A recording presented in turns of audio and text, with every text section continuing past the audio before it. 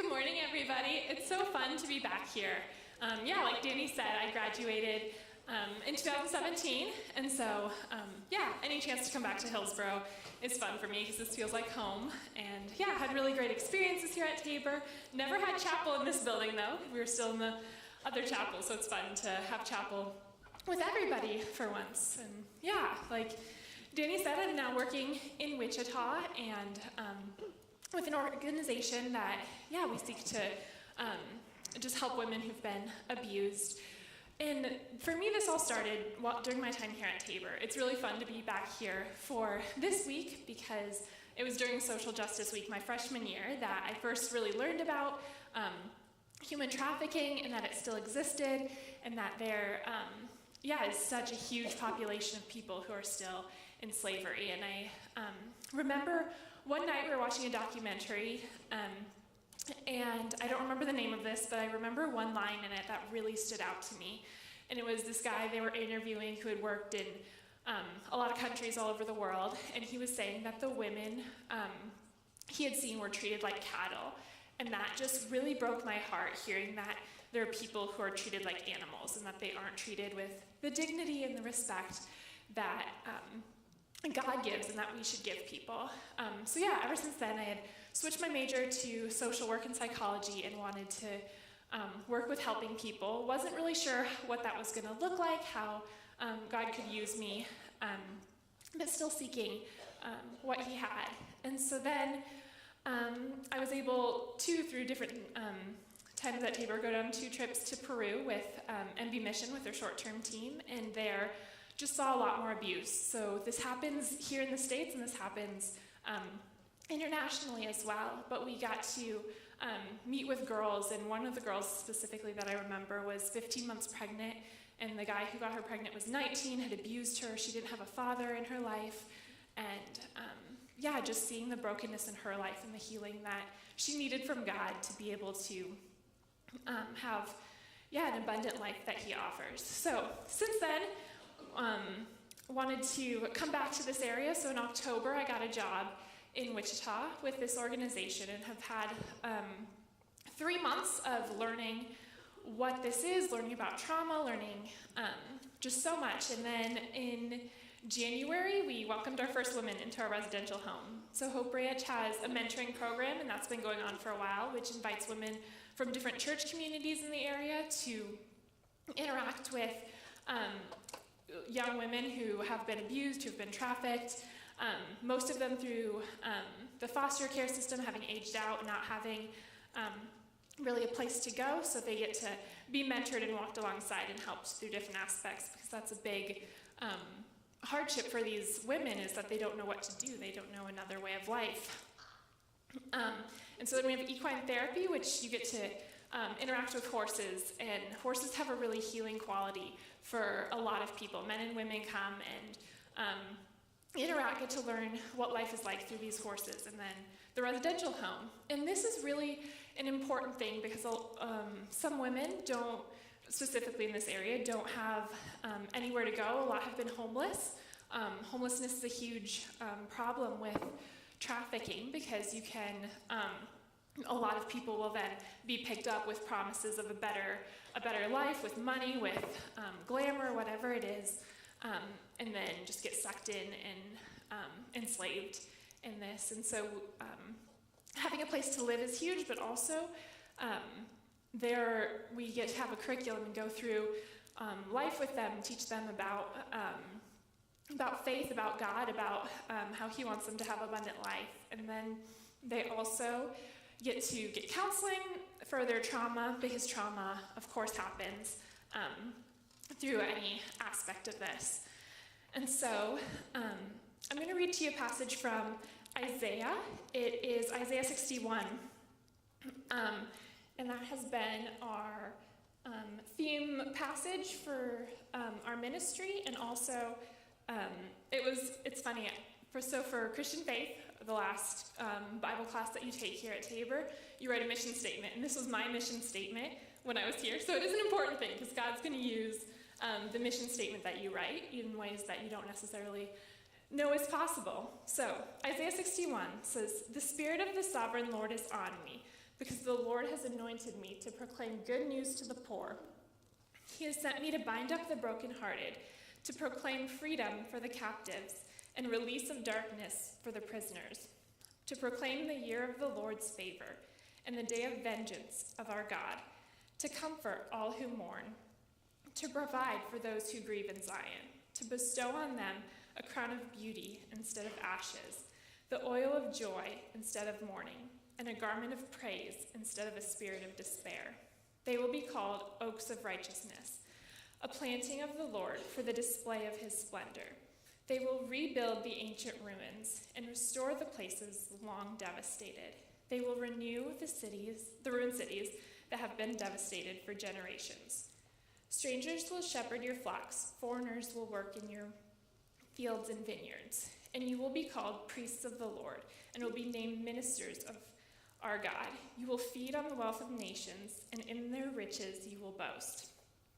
Instead of your shame, you will receive a double portion. Instead of disgrace, you will rejoice in your inheritance. And so you will inherit a double portion in the land, and everlasting joy will be yours. For I, the Lord, love justice. I hate robbery and wrongdoing.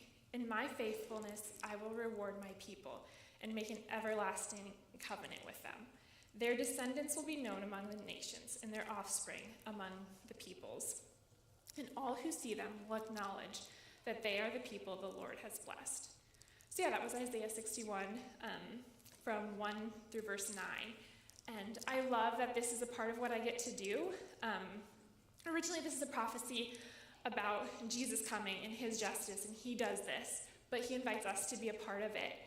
So we get to help him in binding up the brokenhearted, in setting the captives free. And that's what fighting human trafficking is all about. These women and men who are in human trafficking have been brokenhearted, and they are captives, and we get to join God in setting them free. And he ultimately gives everyone the freedom we need in life, but he is the one who calls us then to be a part of bringing freedom. And I love in verse 7, it says, instead of your shame, you will receive a double portion. And so many of the women I work with have experienced so much shame from culture, from their families, from just people in their lives, from the people who have abused them. There's so much shame, but God promises that he will restore that, and that he will give so much more, and that he will give everlasting joy from that shame. So yeah, that's a big part about what I'm doing in Wichita right now. And I just wanted to share with you now some statistics about Kansas in general, and then just nationally what human trafficking and how it affects people all over the state. So Kansas is, according to the U.S. Department of Justice, Kansas is an originating state for human trafficking. So that means from here, there are many, many who get transported all across the nation to be used in labor or in sex trafficking or exploitation in some other sort of way. And so that's a big thing, and it's happening right in our backyards. And Wichita has been said to be the 5th largest city in the nation that originates for human trafficking. So many people going out from Wichita, and so much trafficking happening right in Wichita as well.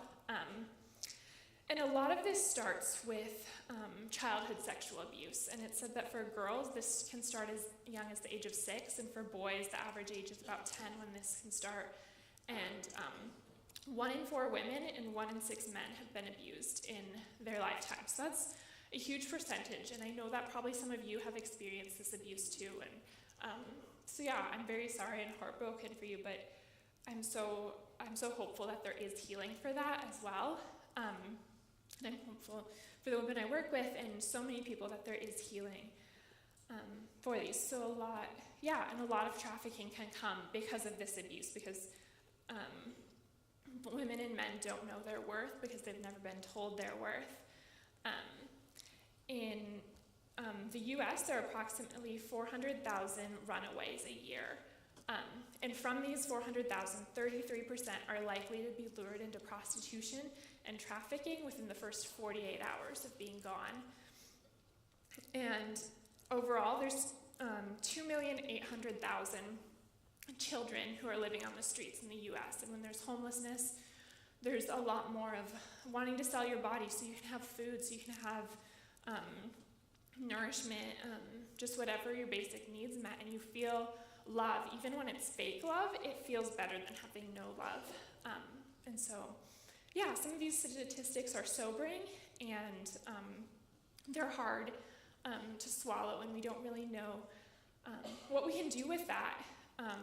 And another big issue today with abuse is prostitution and pornography. And a lot of people say that, oh, prostitution is legal in some places, like in Nevada it's legal and it's the woman's choice, and they want to do that. But that's not true.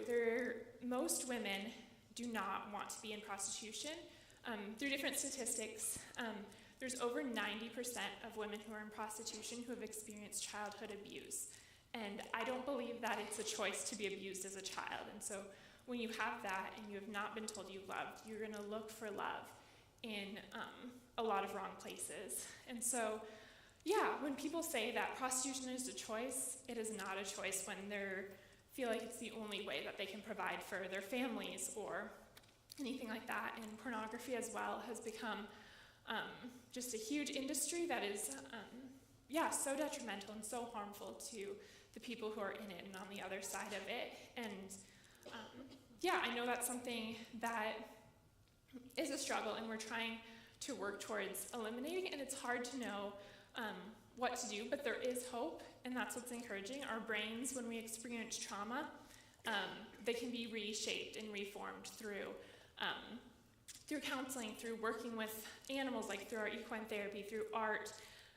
There's so many ways that we can start to show hope. But yeah, okay, so I'm telling you all of this and all about social justice, and sometimes it's hard to know what to do or what to be a part of. But for me, I believe that the heart of social justice is giving dignity to people and showing them their value. So we can start there. We can start with showing people their value and how much worth they have. And I believe that all people were created in the image of God, and He gives us immeasurable value and purpose to be here. And even when it's stripped from us through abuse, through slavery, through war, through so many different other ways, even just through judging people, or having prejudices, we strip people of their dignity and worth. So that's somewhere where we can start. We can start by showing them that a big thing about social justice is wanting betterment for our communities, for people, and that, I believe that's the heart of the kingdom of God. But we can't have that without God, without the King on the throne. So in doing this, we have to be surrendered to Him. We have to be humble. We can't do it on our own. There's no way I could be helping these women. I've never been through what they've been through. And so I don't have that in me to know, like, oh, this is what it's like, we can do this. And even if I did, I still wouldn't know, because each person's on their individual journey. But the Holy Spirit gives us,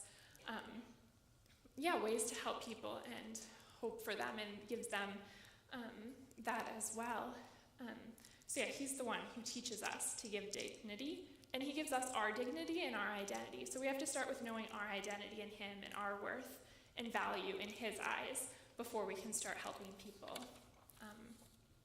Through the book of Isaiah, I love this book. This is my favorite book of the Old Testament for sure, and I've been reading it for a while now, just going over it, learning more about Jesus and justice and His heart for people. In Isaiah 1:17, it says, "Learn to do right, seek justice, defend the oppressed, take up the cause of the fatherless, plead the case of the widow." So this is not only something that is on God's heart, but it's a commandment that He gives us, and we're walking in obedience to Him when we're caring for those around us. And in Isaiah 5:7, He says He looks for justice. So God is not just distant from this, watching it happen, but He's looking for justice and where it's happening. And then it says in Isaiah 30:18, it says, "Yet the Lord longs to be gracious to you. Therefore, He will rise up to show you compassion for the Lord is a God of justice. So he longs to be gracious to all of us and to those who have been abused and who are in it right now. And he longs to be gracious to the perpetrators as well and the abusers. And he wants to show compassion. And so that's my prayer, just for everyone. We would see his graciousness and that we would see his compassion in our lives. And in chapter 42, verse 4 of Isaiah, it says, he will not falter or be discouraged until he establishes justice on earth. And so that's a promise he's giving us, that he will not give up seeking justice, and he will not give up on looking for those. And so we should be encouraged that if God's not going to give up, we can still be a part of this, and he's still going to use it for his kingdom. So Wichita State University has a really cool program that is the Center for Combating Human Trafficking. And they do a lot of great work in research in the community and globally and nationally to work with women who have been in trafficking, men who have been in trafficking, to help them find safe homes to live in, to get healing. But they put out this really great list of top ways that we can engage in anti-human trafficking efforts. So this is something that anyone can do. And so I'm not going to read all 20 of them, but just a few of them that we can still do. So when this all looks hopeless, when we're like, God's not going to give up, but what can I do about it? These are things we can do. So the first one is to be educated. If we don't know that it's going on, we can't do anything about it. And that's where I was in high school, and then right when I started college, I didn't know that this existed. So if you don't know anything, you can't do anything about it. And then continually having education of, maybe statistics or numbers, which granted with statistics, since it is such a hidden and shameful crime, there's not very accurate statistics on it. But if we know a little bit, there's always, that always helps us get us started. Another way is to support fair trade practices. I didn't really touch much on labor trafficking because that's not where I'm working right now, but there is, especially globally, so many people who are in labor trafficking and aren't getting paid fairly for their work.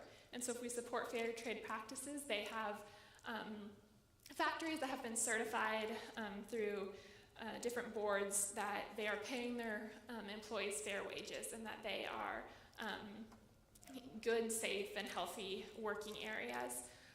And so that's a huge way, and I know it's a little bit more expensive at times, but sometimes it's worth it. I've started thinking about the products I get and always thinking like, oh, this shirt that I'm wearing was made by somebody. And so starting to humanize it and be like, it wasn't just a machine and or whatever, but it was made by someone. And so thinking, what is their life like? And wanting to support areas that give them abundant life. And then the next one would be supporting holistic recovery. So not just rescuing, which there's a huge need for rescuing, but also supporting people as they walk out their journey. Even if you just know someone who's been abused, supporting them as they walk out their healing and being there for them when they don't want to talk about it, or being there for them when they don't even know what's going on, when they shut down, when it's hard to be their friend, still staying and being their friend. Through their whole recovery process is something huge and will show them a lot. Even if in the moment they don't see it, in the long run they will. We've had a woman in our house for 6 weeks today. She's been there, and it was really hard at first, but now as she's learning to trust again, that's a big thing. It's getting better, and she's lighter, and so seeing that difference in them, even when they don't see it in themselves, and encouraging. That's a way you can support the holistic recovery.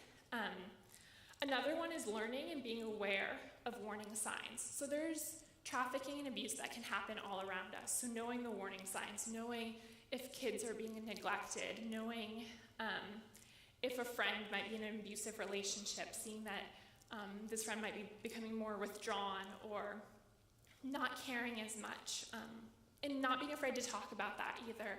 I think a lot of times we put shame on that and just not wanting to speak it out because it's hard or we're fearful, but that's not going to help solve the problem at all. So the next point, speak out. Talk to someone. If you don't know what to do, if you suspect someone's being abused, you don't know what to do, talk to them, ask them, talk to another person who might have more experience in this or more, just who might know more to be able to help them.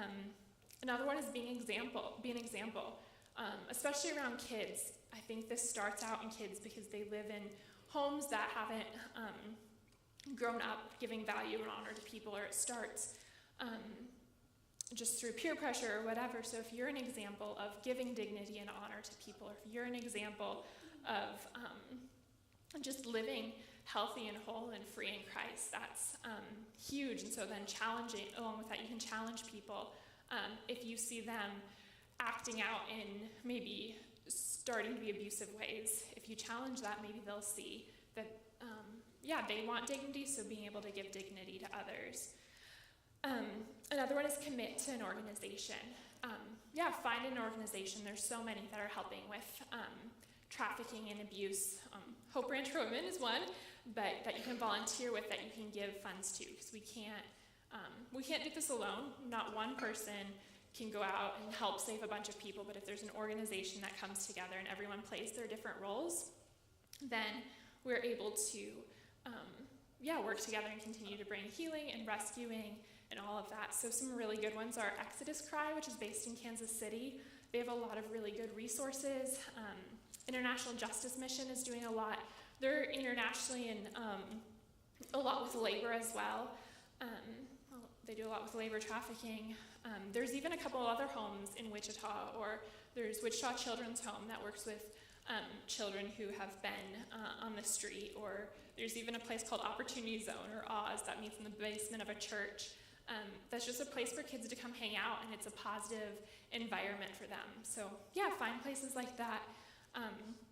You can invest in young people in your own community. So if you're, mentoring a young kid at the elementary school, showing them a way that is healing and whole and of abundant life, so that then they don't feel that their only option when they, graduate or high school or whatever, that their only option is to go into prostitution, but that they have other doors that are open to them. So I feel like those are really big things that we can do that seem simple enough, even if you just decide one thing, like, hey, there's this one high school student that I know that is kind of more distant and off by herself a lot.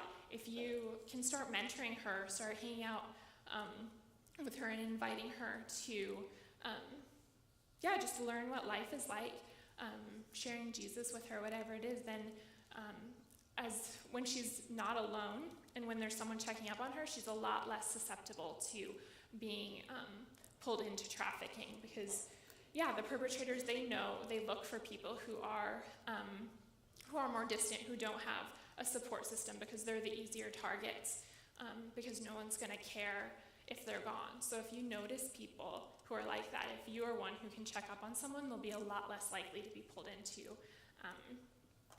into trafficking. And so my last verse that I have from Isaiah again is Isaiah 16:4 and 5. It says, "The oppressor will come to an end, the destruction will cease, and the aggressor will vanish from the land. In love a throne will be established. In faithfulness a man will sit on it, one from the house of David," to Jesus, "one who is judging and seeks justice and speeds the cause of righteousness." This is a promise I've been holding on to. So we know that Jesus has come, and we know that he will be sitting on the throne, and we know that he is looking for justice and righteousness. So when we have God with us on this, it is a battle that has been won, even though we're still fighting it. And so there's encouragement in that, and there's hope in that. And of course, the last thing that you can do is pray. Pray for the women and men who are entangled in any kind of trafficking. You can pray for your neighbors who might be experiencing abuse. You can, just pray for the organizations and pray for opportunities for God to give you to be someone who can fight this and be a part of this battle, knowing that, God is on your side and he wants this just as much as we do. So, I'm going to pray to close us for this then. God, thank you that you are a God of justice. Thank you that, you look for justice, that you seek it out, and that you are the one who's inspired us to be people of justice. God, thank you for the dignity that you give us, for the value that you give us. For each one of us in this room, I pray that we would see our value and our worth in you, knowing that we do have purpose that you've given us. And knowing that, God, may we spread it to others, may we share it, may we tell those around us in our actions and in our words how valuable they are on this planet. And God, for all the people who have been abused or caught up in trafficking or whatever it is, God, I know that you see them and that you love them and you have compassion and that you want to show them justice. So God, I pray that you would provide ways out for them, that you provide safety for them to come out of that, to grow and to have abundant life in you. Jesus, for your kingdom to come here and now. We ask that, and we know that, you are here with us. So God, we love you. In your name, amen.